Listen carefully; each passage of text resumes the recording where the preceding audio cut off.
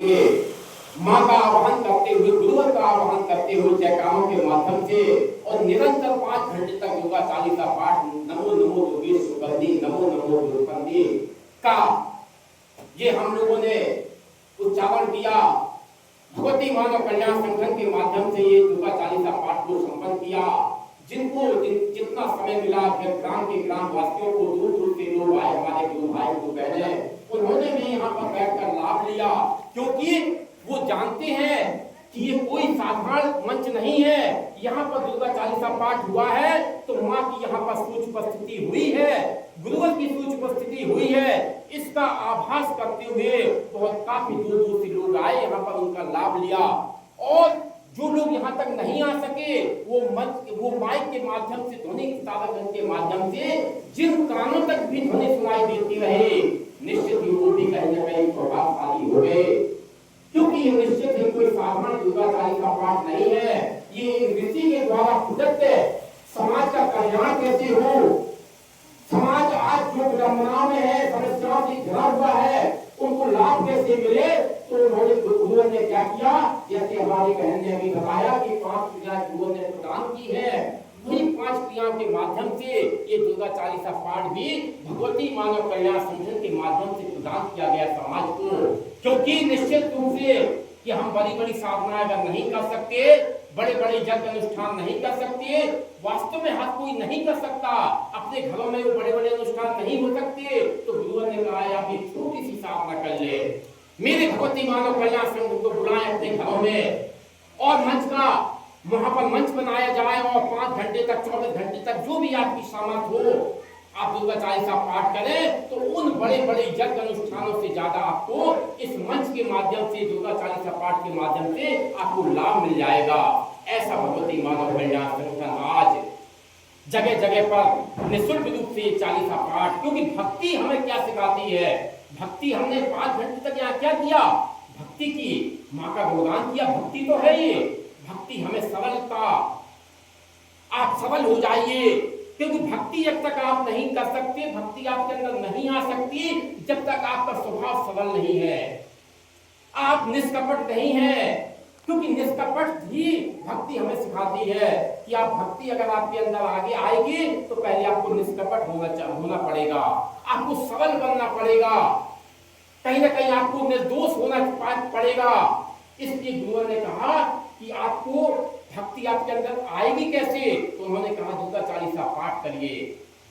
आप अपने घरों में भी अपने ये साधना अपने घरों में कर सकते हैं।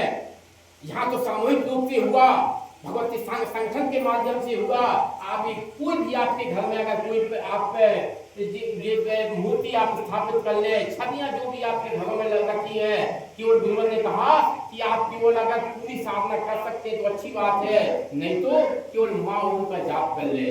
कितनी सरल साधना, आज हमारे धर्म गुरु कितना ये बताते हैं, कितना आडंबर बताते हैं कि ऐसा कर लो, वैसा कर लो, ये कर लो, वो कर लो। गुरुवर ने कहा कुछ ना करो, केवल आप माँ ओम का जाप कर लो, क्योंकि अपने अंदर जब आपके अंदर सरलता आएगी तभी तो आप भक्ति कर पाएंगे। आपके अंदर सरलता नहीं, भक्ति कैसे कर पाएंगे? तो गुरुवर ने कहा पहले सरल बनने के लिए आप क्या करें, तो माँ ओम का जाप कर ले, एक बार माँ एक बार ओम का जाप करें। आप थोड़ी देर अपनी जो आज्ञा चक्र में आप ध्यान लगाया गया, थोड़ी देर अपना ध्यान लगाने का प्रयास करें, प्रयास करने से ही हो पाएगा, क्योंकि एक दिन में नहीं हो पाएगा। और गुरुवर ने कहा थोड़ी देर प्राणायाम कर ले, प्राण साधना कर ले, एक बार श्वास को अंदर ले और एक बार श्वास थोड़ी देर रोककर श्वास को बाहर कर दे, धीरे धीरे करके। आपको अगर अपना 15 मिनट आपने इस कार्य के लिए दे दिया तो आपका मार्गदर्शन आपकी आपका गुरु करने लगेगा। परम सत्ता जो आपकी आत्मा के रूप में, अंश के रूप में बैठा है, वो आपका मार्गदर्शन करने लगेगा। आप पढ़िए, तो गुरुओं ने कहा आप पढ़े, प्रथम सीढ़ी में आप पैर तो रखें।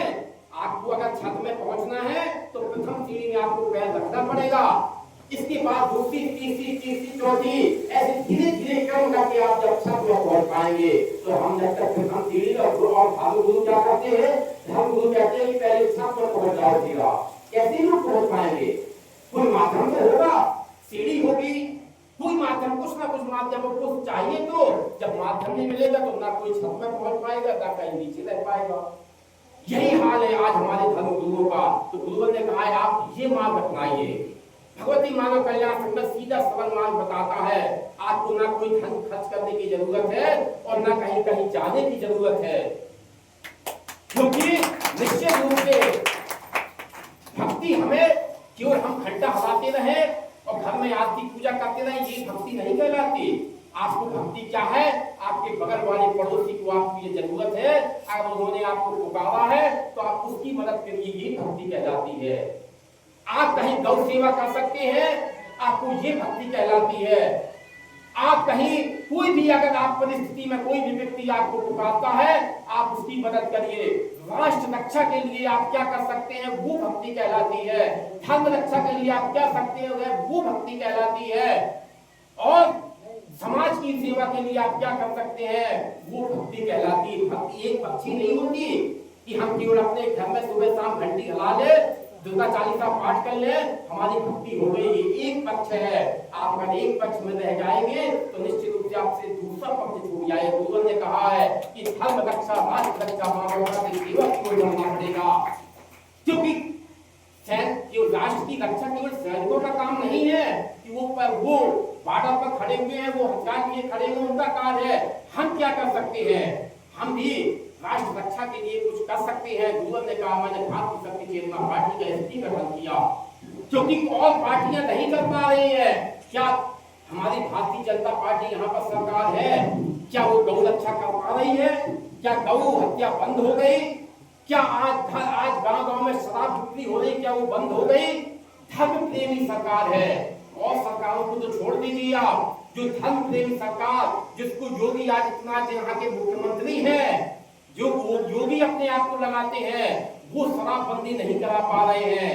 वो गौ की हत्या गौ की जो हत्या हो रही है उसको बंद नहीं करा पा रहे हैं। कौन कराएगा, किससे आप उम्मीद करें? गुरुवर ने कहा, इसलिए मैंने भारतीय शक्ति चेतना पार्टी का गठन किया कि मेरे सिद्ध साधक जब उस पार्टी पर जाएंगे, जब वो कोई सांसद विधायक बनेंगे, मुख्यमंत्री बनेंगे, तो निश्चित रूप से 24 घंटे के अंदर पूरा देश या प्रदेश नशा मुक्त हो जाएगा, हत्या बंद हो जाएगी, जो अधर्म हो रहा है वो कहीं ना कहीं बंद हो जाएगा। इसलिए गुरुवर ने कहा, मैंने 3 धाराओं का गठन किया है। हम आपको चलना, ये धर्म कहलाता है। तीनों धाराओं पे चलना ये धर्म कहलाता है। तीनों धाराओं पे चलना ये भक्ति कहलाती है। ये हमको चलना ही पड़ेगा।